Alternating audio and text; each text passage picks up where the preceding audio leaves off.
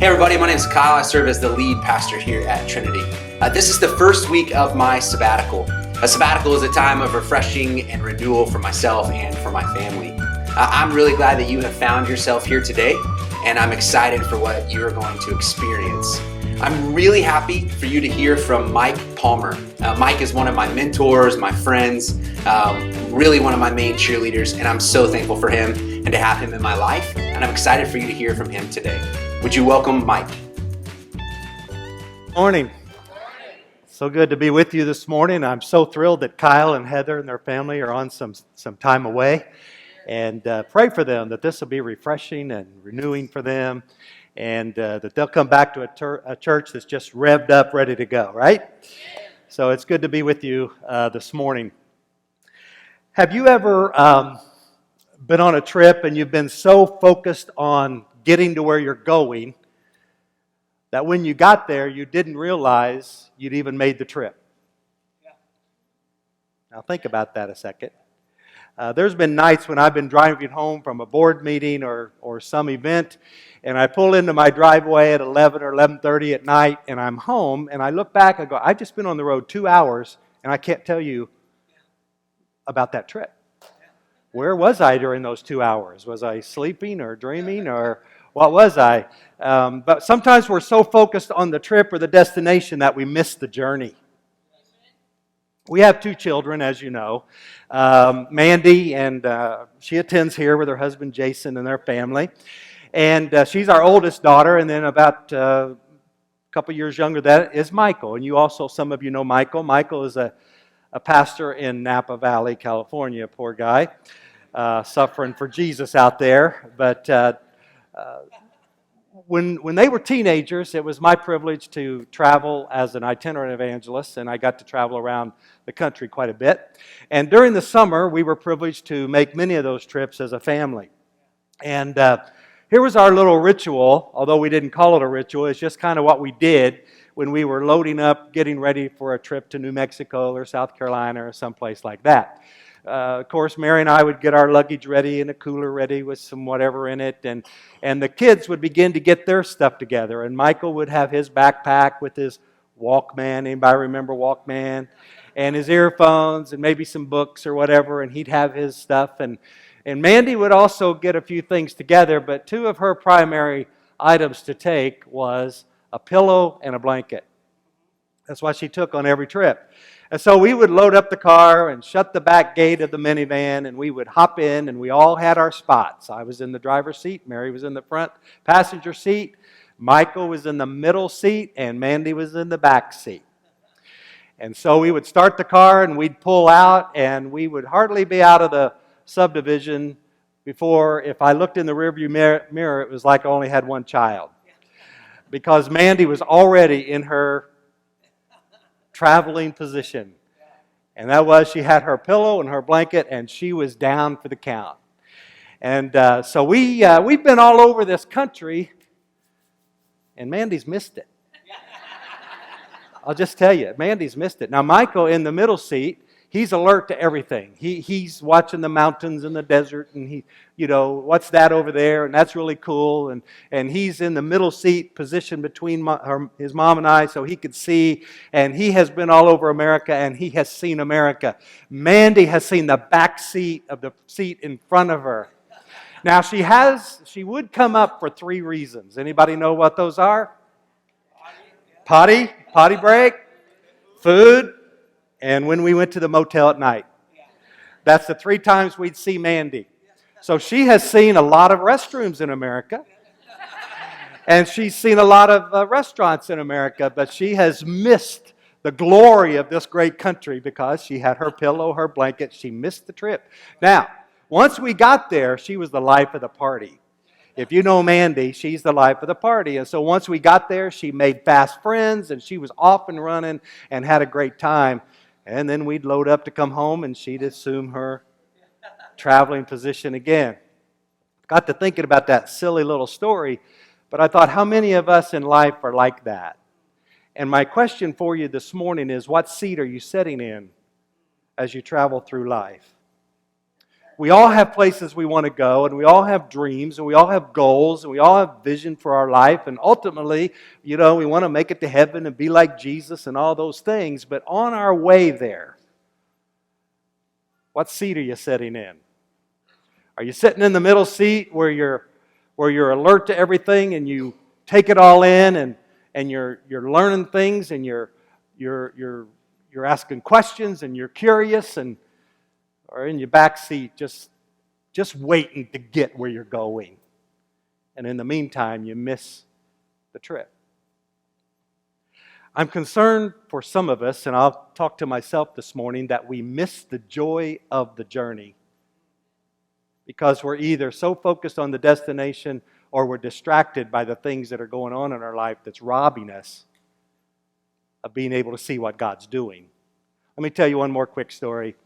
And if I've told you this, just let me know, because I can't remember what I've told where.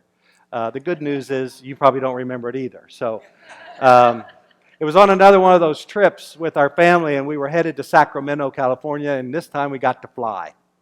And we didn't often get to fly. It's expensive for a family of four to do, but we were able to work it out this time, and we flew into Sacramento and spent a few days in the San Francisco area. Drove down and spent a couple days vacation, then went on up to a family camp.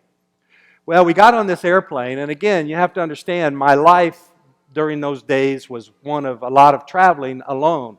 And so I was holding maybe 40, 42 meetings a year, most of those by myself. So I wasn't around my family all that much. And so when we got together like that, it was a special treat. So we got on this airplane in St. Louis, and Mary is on that side of the aisle, I'm on this side of the aisle, and then it's Michael and Mandy in these three seats. And so we take off to Sacramento. We are going to have a great time on the West Coast, right? I mean, it's going to be fun. And, if you've ever flown west, there's some things to see out the window and talk about. And you got 3 or 4 hours of uninterrupted time. Except in the seat ahead of me was this rather large man who decided to recline immediately upon takeoff. And if you've ever been in one of those airplanes and the person in front of you reclines, it's rather intrusive. And this guy was a big guy, and so the seat reclined, I think, further than it was designed to recline. And I mean, this man was in my lap. He was right here. I could have parted his hair, massaged his scalp. He was right here. I mean, seriously, he was right here. Now, I don't get real upset very often. I do once in a while, but not very often. But I could feel something going on that was not... I mean, I got a 3.5, 4 hour flight going on with this guy's head staring at me, and it wasn't a pretty head. It was, it was anyway. And so you do all those respectful things first to get his attention, like you move around and you bump the seat with your knee, and you're hoping he'll feel it and say, "Oh, excuse me, am I too far back?" "Oh, yeah, please." Nothing. And so I keep doing that, nothing. So finally I lean up and I say, "Sir, could you put your seat forward a little bit?" So he moved it forward, and I got settled back, and here he came again. So he's having a great trip, and I am miserable. I mean, I'm miserable for 3.5 hours. I am so upset this guy's in my lap. I am so upset that this head's right here. I'm so upset that it just consumed my trip. So we landed in Sacramento. I didn't say anything to him, but I kind of gave him that look, like, that was not very nice. He got off the plane, I got off the plane, we went and got our car and we took off, and somewhere along there someplace, it was like God said to me, "Hey Mike, do you see what just happened?" Yeah, that man was laying in my lap. How rude of him to do that. And God said, "No, that's not what I'm talking about. What I'm talking about is, you just had 3.5 hours on an airplane with your kids.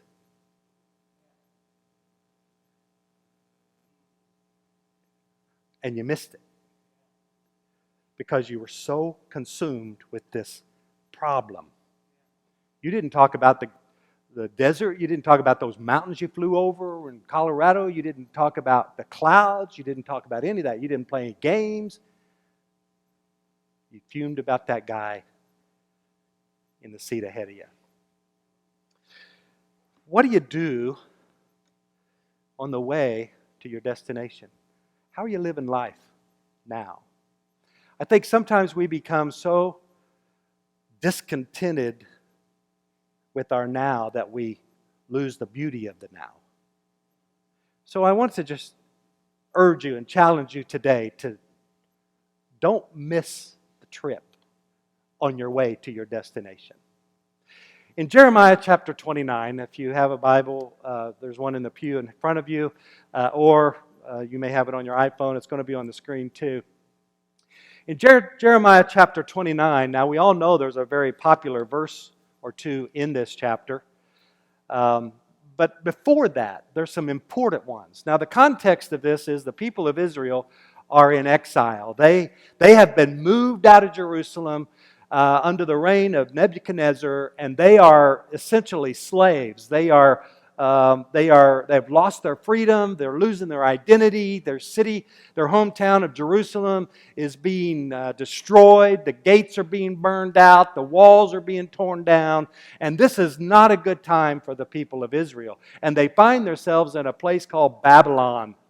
And this wicked king Nebuchadnezzar is ruling over them and has created this environment that they have to be subject to. And so Jeremiah 29 talks about them in this place. Now remember, this is the people of Israel. This is God's chosen people. This is the people that He made a covenant with. And now they find themselves in exile. And so God writes a letter and He delivers it through Jeremiah the prophet. And this is what this letter says, and we find it beginning in verse number 4. This is what the Lord Almighty, the God of Israel, says to all those I carried into exile from Jerusalem to Babylon. Here's what the Lord is saying to you. Now, there's an interesting verse in here because it says, this is what the Lord Almighty, the God of Israel, says to all those I carried into exile. If you go back up to verse number 1, it talks about Nebuchadnezzar carrying them into exile. Humanly, it may appear that Nebuchadnezzar caused all this. But the real truth is that nothing can happen to you unless God allows it to happen. Let me repeat that.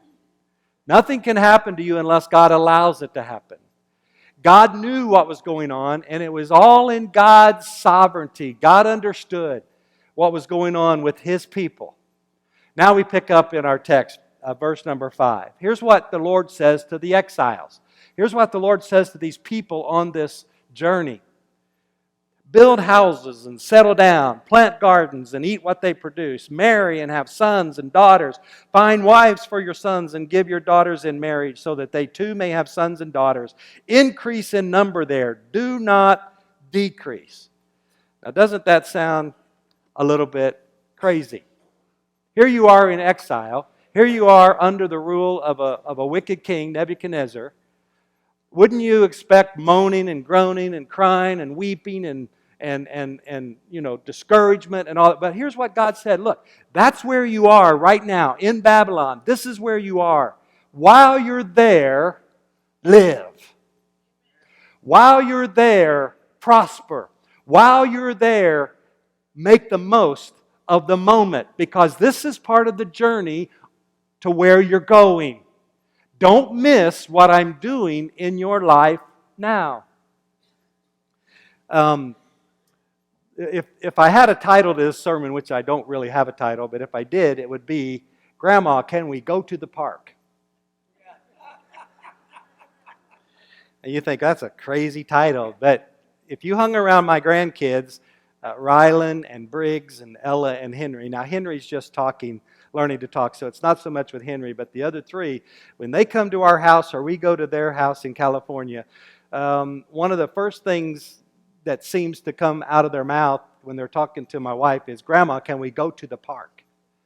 Now at our house, we live about 10-minute walk from the park, and that we go to most often, and so, we can go to the park. In California, Ella's got these parks named. There's the yellow park, the blue park, the green park, the city park. there's a bunch of parks, and there's more parks here too. We have Vago Park and I don't know what all the parks are. But anyway, Grandma, can we go to the park? Now, when we go to the park in our neighborhood, in my opinion, we're going to the park. Okay, so we get our stuff together and we may take a little snack and we are going to the place where the swings and the slides and the the climbing wall and all of that. We're going to the park, right? Isn't that what they asked to do? Go to the park? But there's more to going to the park than going to the park. For you see, there's rocks to climb on, and there's bugs to hold, and there's worms to find on the street that are squirmy, and there's flowers to smell, and there's dogs to pet, and there's trucks to wave at, and there's birds to chase, and there's... You don't just go to the park when you have one of our grandkids. You experience the trip of going to the park. And when you get to the park, it's, oh, there's a park. Well, yeah, that's where we're going, right? Yeah, but look at all the things we got to see on the way to the park. Life is like that. And this is what I think God is saying. I'm going to deliver you. If you read on down in the story, there's going to come a time when I will set you free and I will bring you back home and the walls will be rebuilt and the gates will be restored and Jerusalem will grow again. There's going to be that day. But until then, smell the flowers and catch the bugs and chase the butterflies and build your homes and get good jobs and have a family and live right where you are.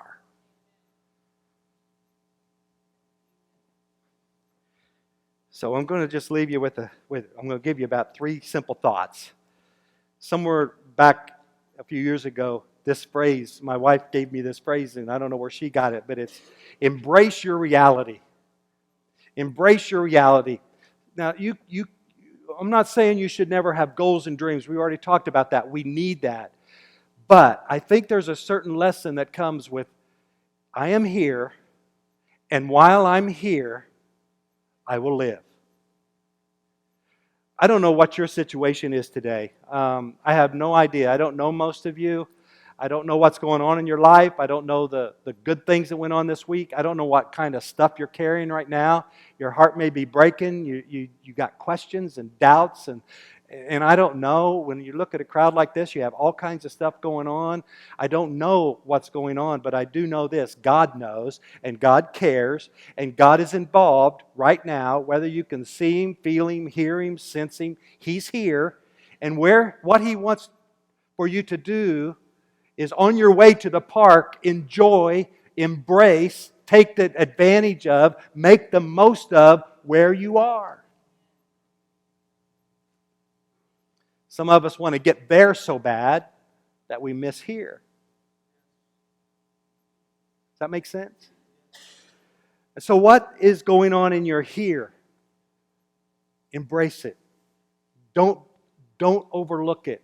Don't rush through it.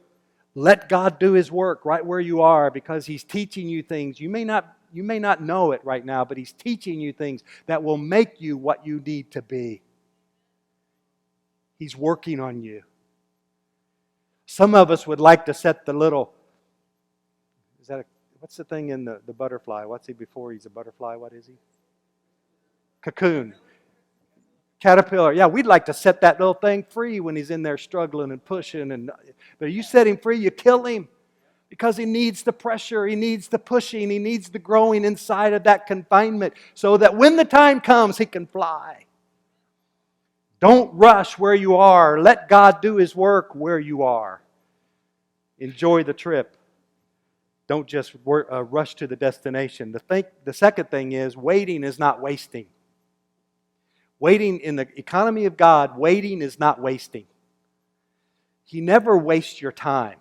He may ask you to wait. He may delay you. But it will never waste your time because everything He's doing in your life is for a purpose. Romans 8:28, I think we have it on the screen. Romans 8:28. And we know that in all things God works for the good of those who love Him. That pain you're going through right now, that difficulty, that hurt, that question, that confusion, that setback, that loss, God's taken notice of it. God's taken notice of it, and He's going to weave it some way into your life to make you better. Now, sometimes we can't see it when that's happening. Looks like the back of a tapestry. Confusion. But when you turn it around, there's a beautiful picture. And sometimes those things that you're experiencing don't make sense, and you wonder why, and it causes you to doubt or to be confused. But I urge you today to realize that God is working in your life to make something good out of it. The third thought that I have for you very quickly is this.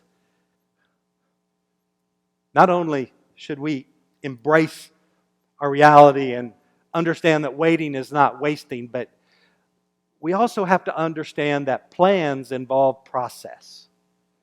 Now, later in this chapter is the popular verse that we have probably got underlined or memorized. In 5 to 7, he says, while you're here, build houses, start a family, grow gardens, prosper, do all the things that you're going to do. And he even says, pray for the community that you're in. And I think your church has been taught that through Pastor Kyle about praying for the prosperity of your community, because when they prosper, you prosper. But then he comes on down, he says, in the right time, after 70 years, I'm going to deliver you, for I know the plans I have for you. I know the plans I have for you. Plans to prosper you, not to harm you, but plans to give you a hope and a future. Now we hang on to that verse, don't we? God has a plan for us. I looked that word plan up the other day. And here's what a plan is. A plan is a list or diagram of steps with timing and resources used to achieve an objective. It's a list or diagram of steps and timing and resources that are used to reach an objective. God has an ultimate plan for you. But to get you to where He wants you to be, He has to take you through what He wants you to experience. Any men here like to cook? How many of you like me? Who needs a recipe? Recipes are for chefs. Once in a while I'll cook. Not very often, but once in a while I'll cook. And invariably, Mary will tell me what book it's in and what it's called, and I'll find it, and she's at work or someplace, and we're doing this on the phone. And invariably, sometime during the process, it's often after I've already tried it, she'll say, you have to read the recipe all the way through. Because some of the things she cooks, you have to put this in and then wait a while and then maybe heat it up and then you put this in right before you serve it. Now, to me, it just makes sense. Put it all in and be done with it. But you gotta do this and bring it to a boil, then let it set, and then add that, and then measure this and put it in the freezer, and then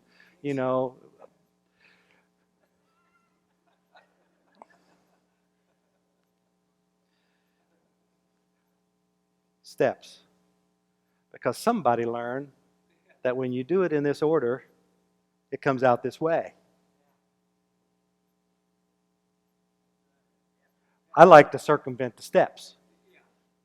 And it doesn't come out this way. It comes out another way. Did you read the recipe? Well, no. Not until now. But those steps are for a reason. Everybody with me? And it's important that the steps are taken in the right order. How many of you like to fly?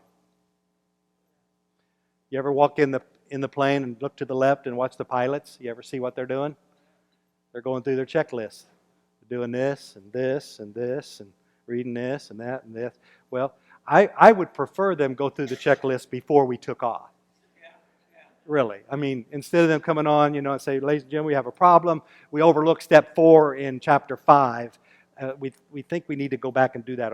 I don't want to hear that. Okay? I want them to do it in order and do it appropriately. Well, the Bible says the steps of a good man are ordered of the Lord.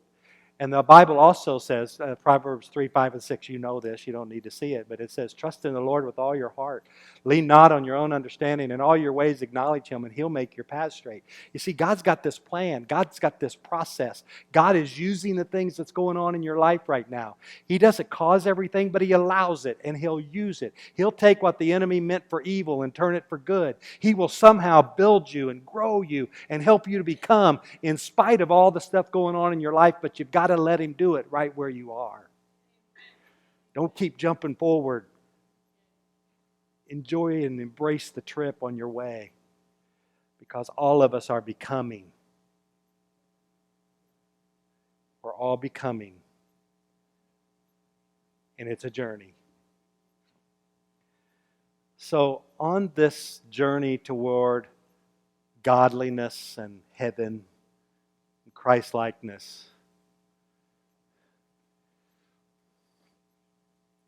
make the most of the trip.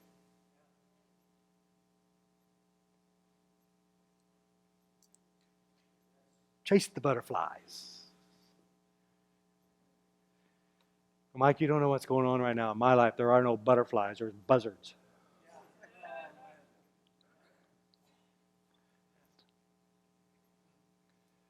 I understand that. I've had some buzzards myself. It's not easy, but that's when you focus on the goodness of God.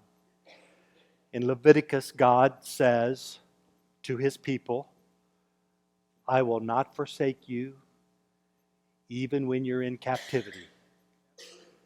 You are my people. It's a covenant. It's not a contract.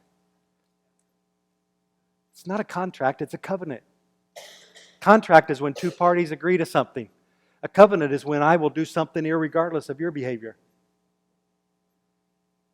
Sometimes when we're struggling and we're weak and we're confused and we doubt, He says, I will maintain my covenant with you and I will not forget you, even where you are.